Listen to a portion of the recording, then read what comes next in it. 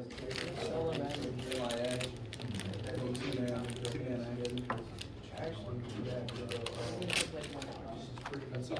know, I saw you at like 2:40 and you were like, you're done eating already. Yeah,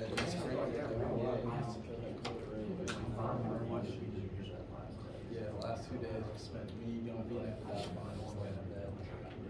Sounds great. Besides feeling good. How's everyone doing today? Glad to hear. Let's see. Today is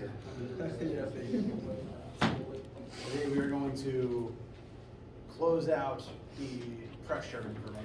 We're actually really done with it. I just wanted to make sure you get some practice, like actually get a practice calculation for the continuity equation in your notes. And after that, my plan is to move on straight into the next overarching section, which is going to be heat and thermodynamics.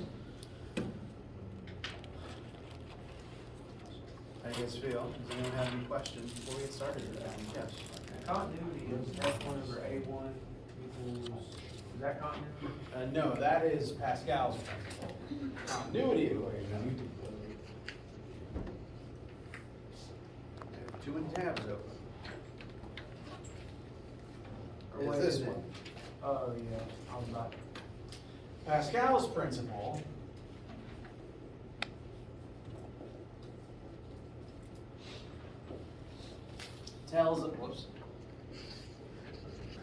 Pascal's principle tells us that if you exert pressure on one part of a fluid, that pressure is going to transfer through to other parts of the fluid as well. That's why when you press down on the brake pedal of a car, the pressure you exert on the brake fluid inside that system is transferred through the system into the actual brake pad part of the system. And that same pressure is exerted on the other side, therefore the pressure exerts force on the area of that other cylinder and actually presses the brake pad into your tires. you're talking about continuity. Yes, sorry. Okay. Now, This, what I just said, is Pascal's principle. Okay. This is continuity equation, which is talking about the flow rate of a fluid depending on the area, really the diameter of the pipe that it has to flow through. In general, the narrower a space a fluid has to flow through, the faster it is going to flow through it.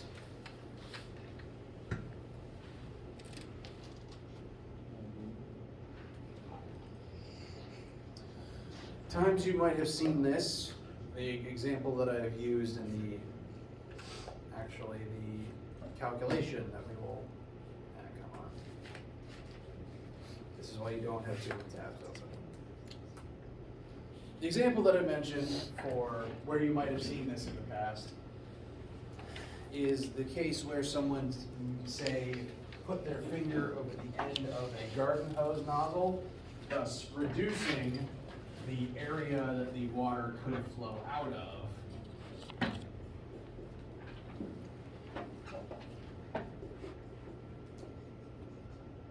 So unobstructed, water can flow out of the entire cross-sectional circular surface area of the nozzle, but when you cover that with your thumb, you reduce it to some smaller amount. There's not really a formula for surface area of your thumb, but you reduce the area that the water can travel through. And as a result, the pressure doesn't necessarily change, but what changes is the rate, the linear rate at which water has to move through that tinier space so that the same number of gallons flow out every single second. So the volumetric flow rate remains the same, but the linear speed that that volume of water has to flow at increases so that all of it can get out in the same amount of time. And as a result, the water exits at a higher velocity and it shoots farther. In the case of, over the summer, sometimes I would do that just to, water further away, water my grass. Or historically speaking, my dad would do it to hit my brother and I with the water from further away. And we'll put some numbers to this just to demonstrate quickly. The normal unobstructed garden hose has a cross-sectional area of 5 centimeters squared. So that would be the area of this circle if you took the radius of it and plugged that into the circle area formula. And normally, with the hose completely unobstructed, the water flows out at 1 meter per second. We're going to pinch our finger over part of the nozzle, thus reducing the area the water can travel through to the crescent that just fits underneath your thumb. We don't quite know what that's going to reduce the area to, but what we can measure is that after we do this, the water now travels at 5 meters per second. We have quintupled the exit speed of the water. So it's likely to project 5 times farther, making it easier to water your rosalias. So, question is, what is the surface area, that the cross-sectional area, rather, that the water is able to travel through after you've covered it with your thumb? And the continuity equation is kind of interesting in that we actually don't have to go through the trouble of converting centimeters squared into meters squared if we don't want to.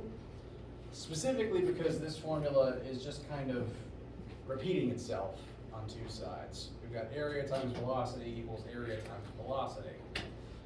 Whereas most of our formulas, like the buoyant force formula, for example, are designed to take in certain units so that all the units add up together correctly. Like you get newtons out of this side specifically when you put kilograms per meter cubed, meters cubed, and meters per second squared on this side. That creates newtons on the other. Whereas that's a very specific combination. Here, the combination's a lot less specific because you've just got area times velocity equals area times velocity. And all that really matters is that the 2 area units match and that the 2 velocity units match. This is a lot less specific as long as you are internally consistent. I will demonstrate. For area, rather than convert this into meters squared, which we could do, but it would just take us a minute, I'm just going to go ahead and plug in 5 centimeters squared. And then I'm also going to plug in with it 1 meter per second for the initial velocity. On the right side, A2 is what we're solving for. And I will plug in 5 meters per second for our final speed. The unique structure of this formula, whereas you're just comparing 2 sides of the same thing equal to each other.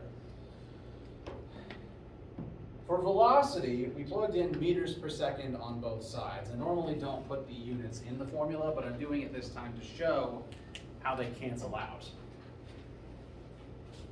There's meters per second being multiplied into both sides. So if you divided both sides by meters per second, it would cancel out. So functionally, it just goes away. Now, A2 doesn't have a unit yet because it's the unknown we're solving for. So the only other unit left is the centimeters squared from A1. And if we were to divide both sides by 5, the entire left side would form the answer. So this is the only unit left. A2 would inherit centimeters squared as its unit. So whatever you get out for A2 is the same unit you put in for A1. Meaning you wouldn't necessarily have to go through the trouble of converting it to meters squared, technically. As long as you remember, if you put centimeters squared in on this side, that's what you'll get out on the other. So,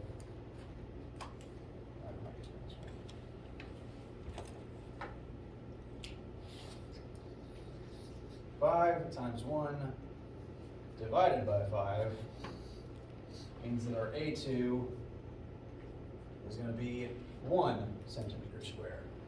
If the velocity increased by a factor of 5, the area appears to have decreased by a factor of 5. once again, we kind of skipped the conversion step because in this unique case, whatever unit you put in on one side, the other side just has to match, even if it's not the standard one.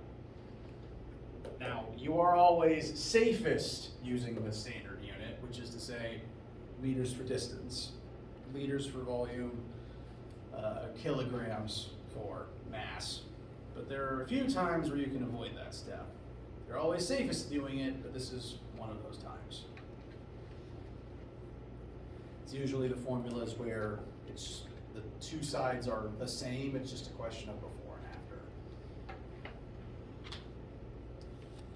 Any questions about the formula, continuity equation concept, this math specifically, any of the above? Why do we turn those two equations are not the same? They're not the same, you're correct. They are related, but they're not the same. This, Pascal's principle, refers to the pressure between the two zones of a fluid and how the pressure carries from one side to the other, and that can create a different force on the other side of the mechanism if the other side of the mechanism has a different surface area. This tells us that the area not only affects the force on either side based on the pressure, it also affects the flow rate of the fluid on one side or the other. And they are related, and in fact, some people have just straight up combined the two formulas together.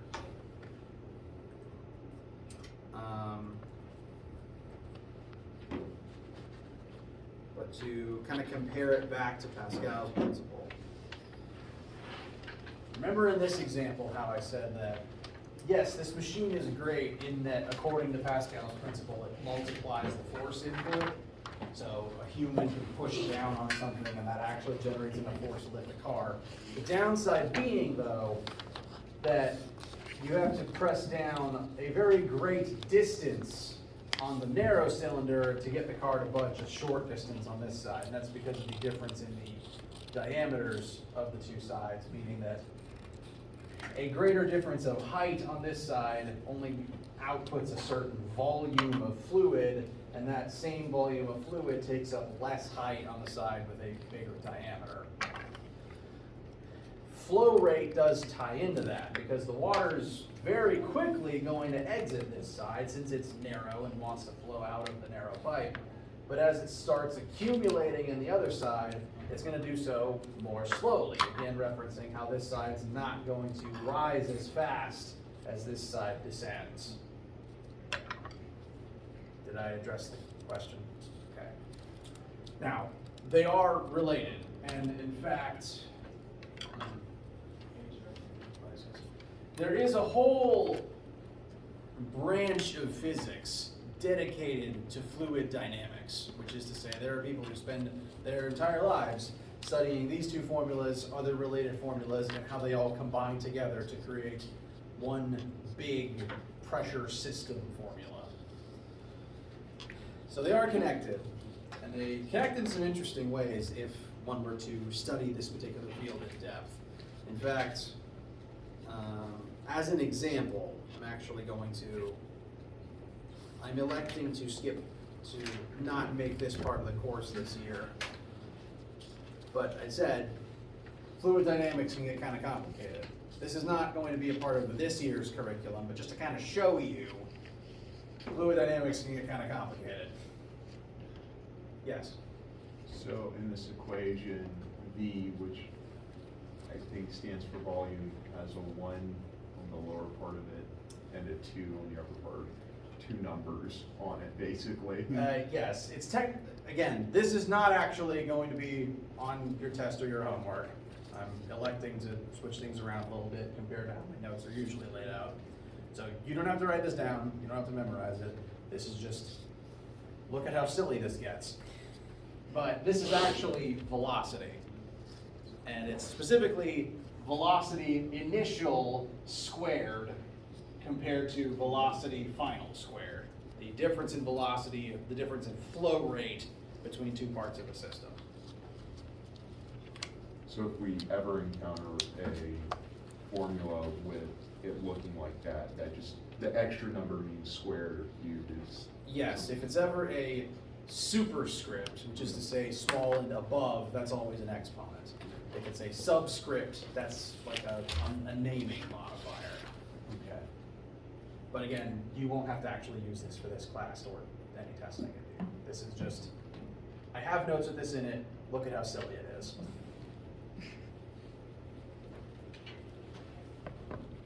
Yes? This is just curiosity, but what would Y be? Why? Yeah. That is the height of the fluid, since technically air pressure changes with height, and therefore fluid pressure also changes with height. So on the Y-axis. Correct. Okay.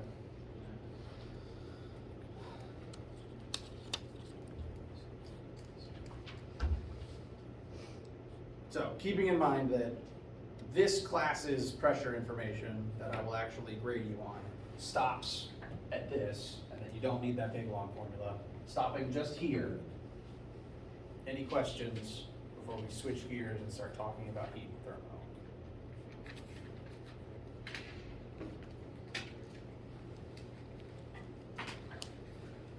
Okay.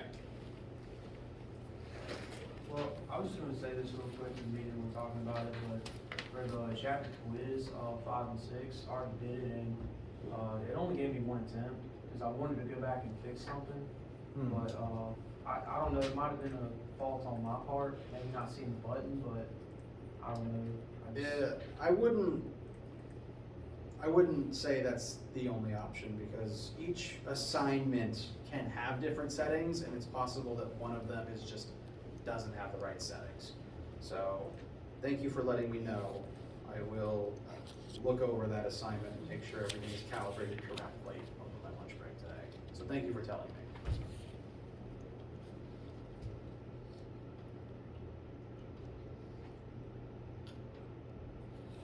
Anything else on your minds right now? Anything related to pressure, homework, and quiz? All right. So, this again marks the end of the pressure information. So we are done with chapters 5 and 6. We're now going to transition into chapters 7 and then 8, which are both going to be on thermodynamics, which is to say the study of heat. And this is not a completely random shift, because if you've had any chemistry classes, you don't have to have had them, but if you have had them, this principle may look familiar. Does this equation look familiar to anyone in the room? Okay. It's okay if it doesn't. I'm going to elaborate.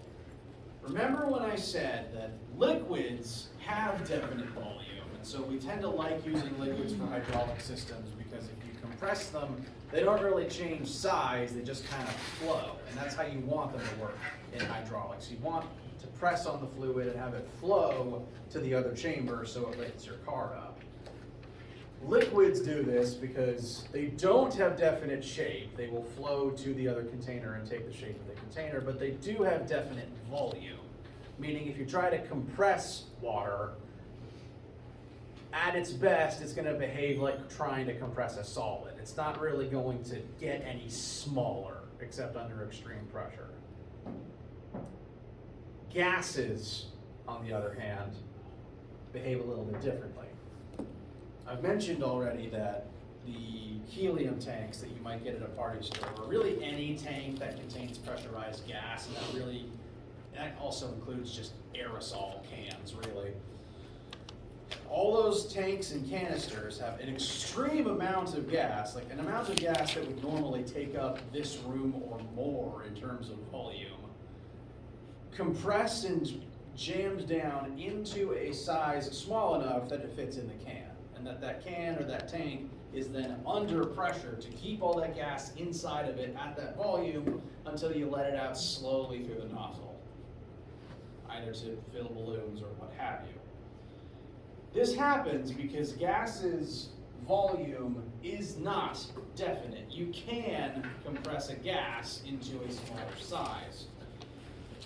But that is not only a function of pressure, it's also a function of temperature. Have you ever noticed that if you leave sports equipment out overnight, namely like soccer balls, basketballs, volleyballs, when you come back outside the next morning, they seem flatter than when you last left them. Sound familiar? Now that is because the gas inside didn't necessarily escape. It's that it changed its internal pressure and its internal volume. And yes, that is affected by air pressure outside of the ball, but it's also affected by the temperature of the ball. And if you leave something out overnight, night is the coldest things tend to get on planet Earth, so that volleyball, exposed to the cold of the night, its temperature reduces, so its internal pressure and volume reduce, and the ball shrinks because it got cold. And then once the sun comes up and things warm back up and the pressure shifts back, it returns to normal size usually. Yes? So I know you said with like liquids it has a definite volume. Correct. But if it can evaporate and turn into a gas, how would that work? While it is in the liquid state, it has a definite volume. The act of transforming it into a gas, that we call that a phase change, and that in that act, its volume is changing.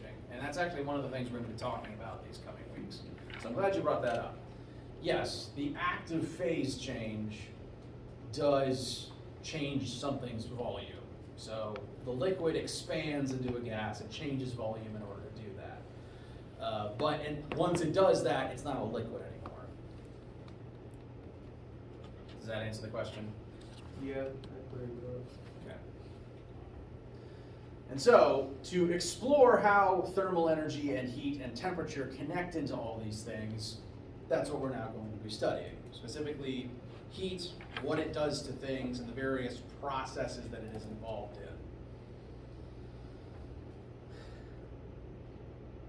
in. And we've actually already talked a bit about heat and thermal energy because I brought them up when describing energy itself. Way back in chapter, it was either 3 or, I think it was chapter 3, when we first were describing energy. I mentioned that energy can't be created or destroyed, and we don't necessarily know what energy is. We just know that things can have it and that things can do things with it. Sound familiar? In addition to those, energy can also take lots of different forms, and the two forms that we explored earlier in the course were kinetic and gravitational potential. We talked about how to calculate these forms of energy and what objects do when they have these forms of energy, but that lots of different forms of energy can exist, like electrical and chemical and nuclear.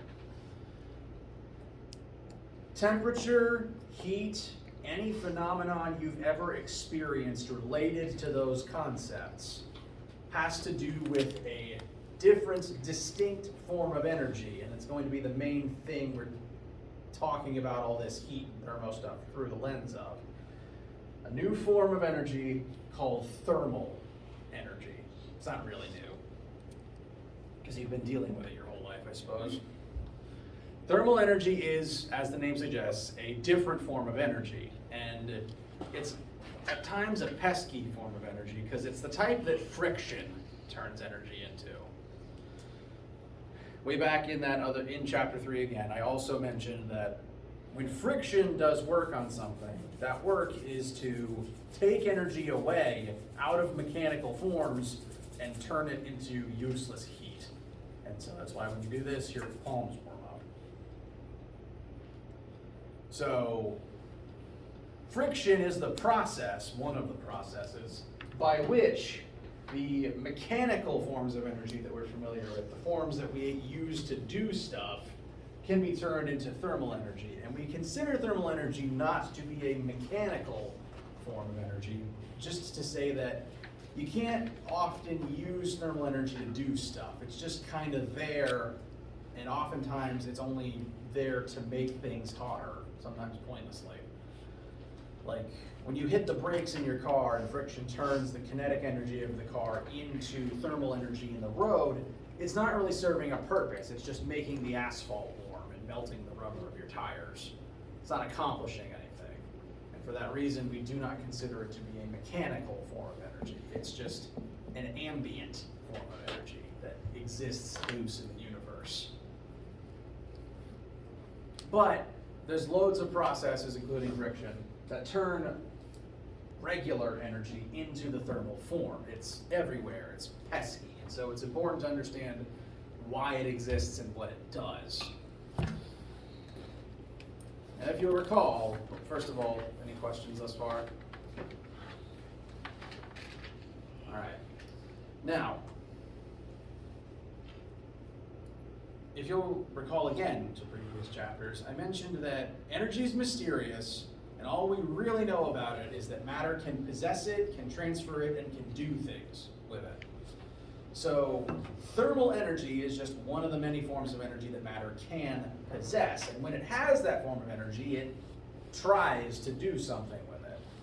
If you have kinetic energy, you're moving. If you have GPE, you're able to fall. If you have electrical energy, you're being electrocuted. When you have thermal energy, since the object that is possessing the thermal energy is made of matter, that thermal energy is stored inside of the matter of the object. And when matter possesses thermal energy, the particles that make up that matter start getting kind of jumpy because they're literally energized by the heat. An object that has more thermal energy than normal, that energy is going to exist inside the particles that make that object up, the atoms, the subatomic particles, the molecules that comprise whatever that thing is made of, and that can include the human body. Whenever matter has thermal energy, whenever it's hotter than normal, its particles hold on to that thermal energy, and they are literally more energized by it, which is to say they're going to start moving around more and more than they normally do. It turns out all matter, whether you've interacted with it or not, has some amount of thermal energy in it. Everything already has thermal energy inside of it. You don't have to wait for friction to turn energy into the thermal state. There's already thermal energy inside every single molecule you have ever interacted with. That includes every molecule that makes up your own body. And that atom's current thermal energy level determines its temperature. Everything you've touched, no matter how cold it is, has thermal energy inside of it. And its current temperature simply depends on how much thermal energy it has. The hotter something is, the more thermal energy it has, and as a result, its particles are jumbled around more and scrambled more. This is because thermal energy isn't actually that dissimilar to kinetic energy.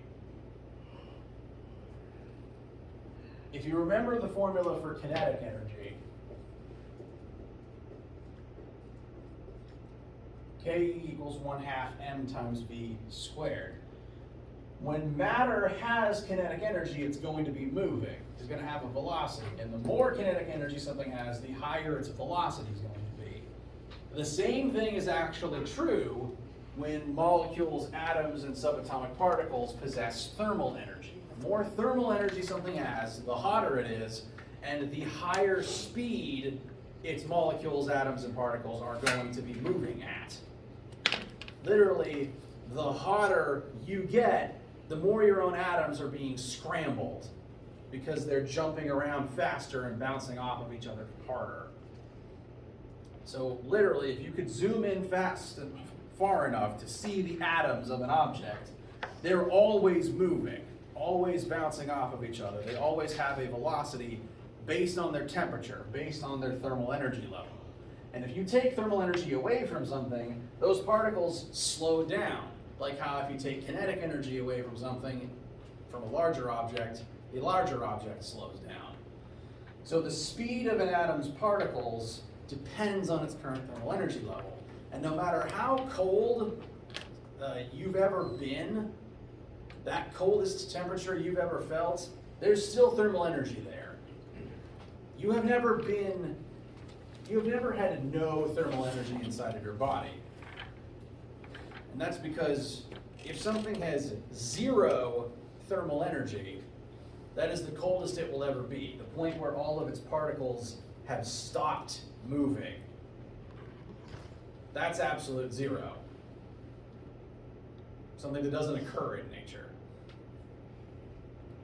I think I've mentioned it briefly. I'm going to keep talking about it during this chapter.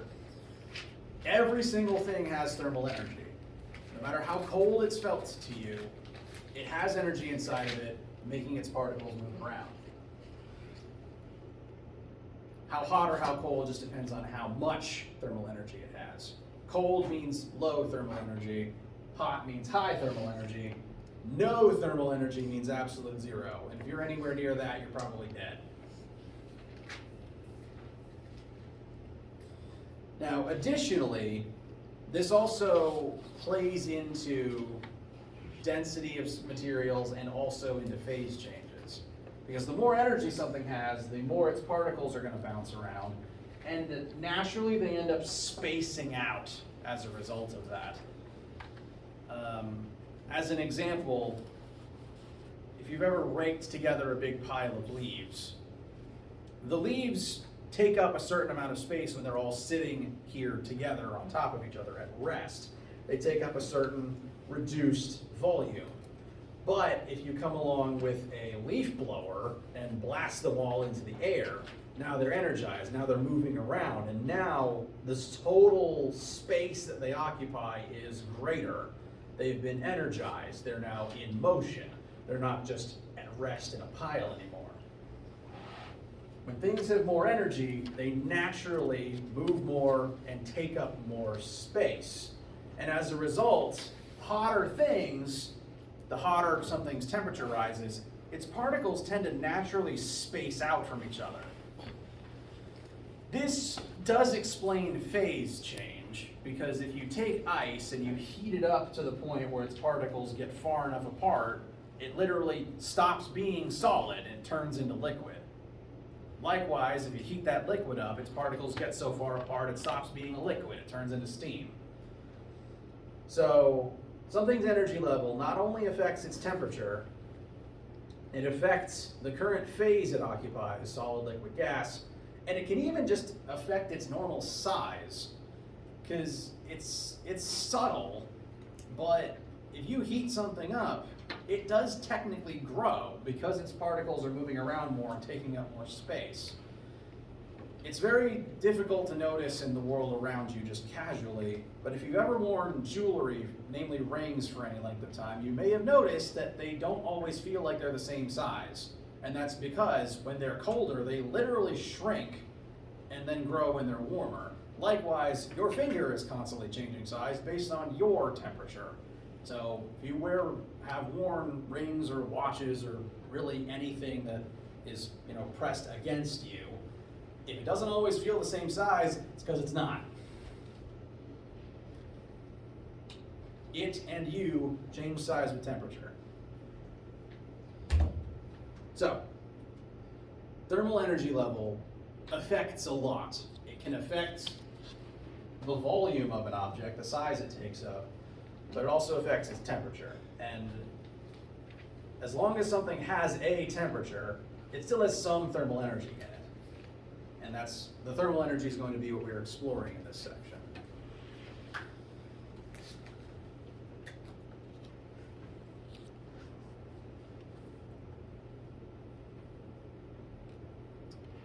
Now, it's actually very, very hard to just know how much thermal energy something has.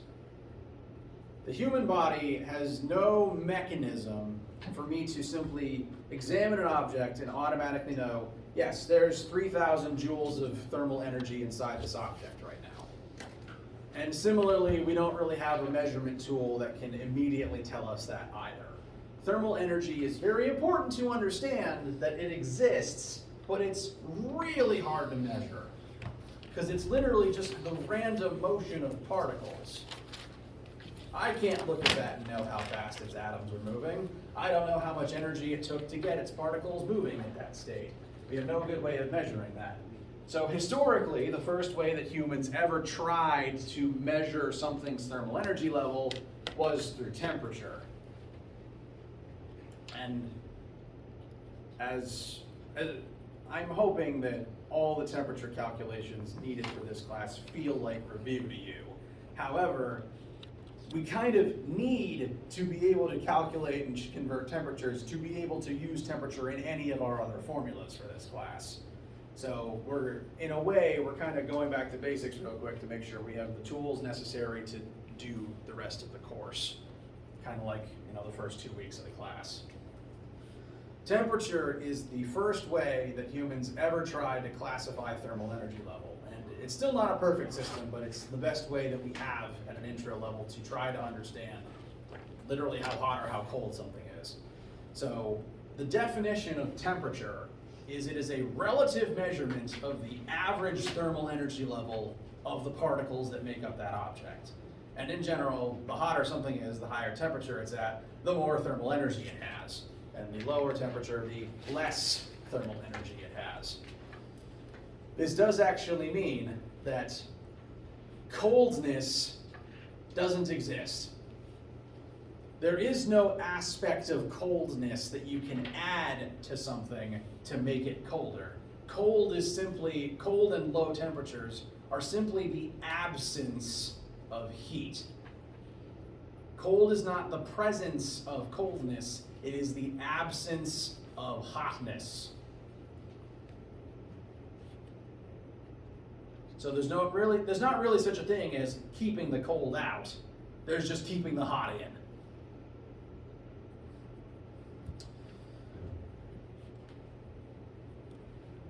Questions thus far? Okay.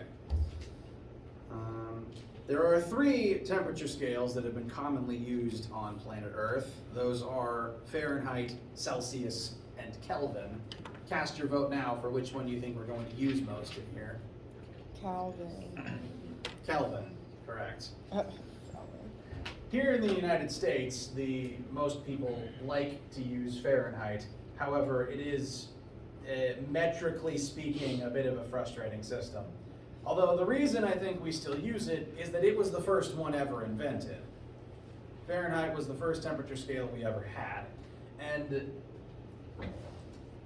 it's quirky. It's a quirky temperature scale. Freezing is just arbitrarily set at 32. Boiling is arbitrarily set at 212. And there's a 180 degrees difference between those 2 points. Those numbers were rather arbitrarily chosen by the man who invented this scale, one Anders Fahrenheit. No, wait, did I get those names backwards? Between Fahrenheit and Celsius, one of them was Anders and one of them was Gabriel, and I actually don't remember which was which. I think it was Gabriel Fahrenheit and Anders Celsius. Yeah, we're gonna go with that. Point is, Fahrenheit, the man Fahrenheit, was, I think, Norse, which is to say he grew up in a very cold place and specifically grew up on the coast. So all of his experiments that led to the development of this temperature scale were based on salty ice water. And salt water freezes at a slightly different temperature than normal water. So as a result, the scale's a little off compared to most modern sensibilities. But we still use it because it was the first one and Americans are kind of stuck in their ways. After about a century of Fahrenheit being confusing, a man named Celsius invented the Celsius scale, which went and made things base 100 units apart. In Celsius, freezing's at 0, boiling's at 100, and for the same reason most of the planet uses the metric system since it's base 10, most countries on Earth use the Celsius system similarly. But it's not even actually the most scientific scale to use. About a century or so after the Celsius scale was adopted by most of the planet, scientists, at the behest of a man titled Lord Kelvin, that was his title, not his name, developed the Kelvin scale, because that is the best scale to indicate thermal energy level.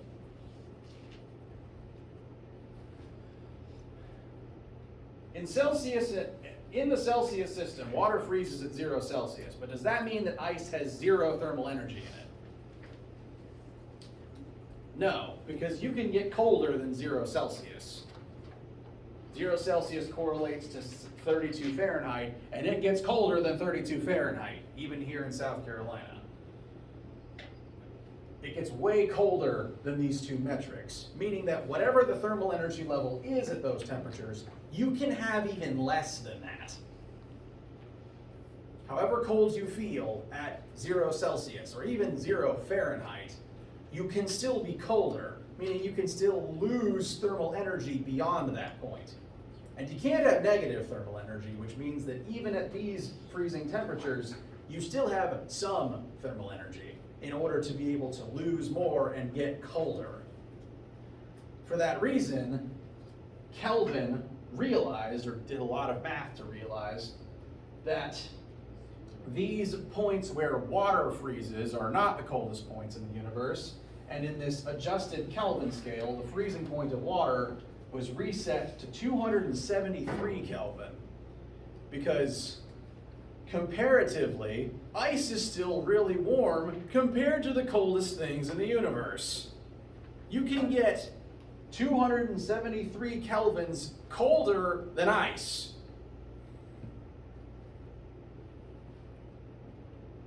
And if you do ever reach 0 Kelvin, that is the point where you have no thermal energy left. So the Kelvin scale was designed around thermal energy considerations, keeping them in mind. 0 Kelvin means no thermal energy. And 0 Kelvin, therefore, means ultra dead. Because if you have no thermal energy, that means that you are a petrified ice sculpture at the best. Frankly, you would reach petrified ice sculpture way before 0 Kelvin, because all the water in your body would freeze way before that. But we use the Kelvin scale in this class because it better represents thermal energy levels. 0 Celsius does not correlate to 0 thermal energy. 0 Kelvin does. So we will use the Kelvin scale. That said, we still need to know how to convert between all of them, because Achieve is probably going to give you a lot of different temperature units and expect you to be able to convert them. So all of the temperature conversions that you will need are currently on screen. The first formula translates Celsius and Fahrenheit back and forth between each other. If you have a Celsius temperature and want a Fahrenheit temperature, you multiply Celsius by 9/5 and then add 32, and then you get Fahrenheit. It is possible to reverse this formula, which would look like this.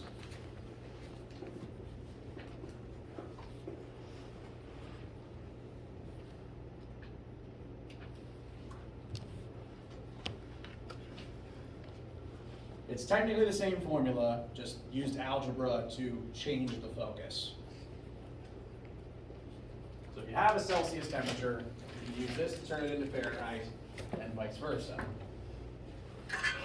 Excuse me. Differently from that is the conversion between Celsius and Kelvin, which thankfully is a lot simpler.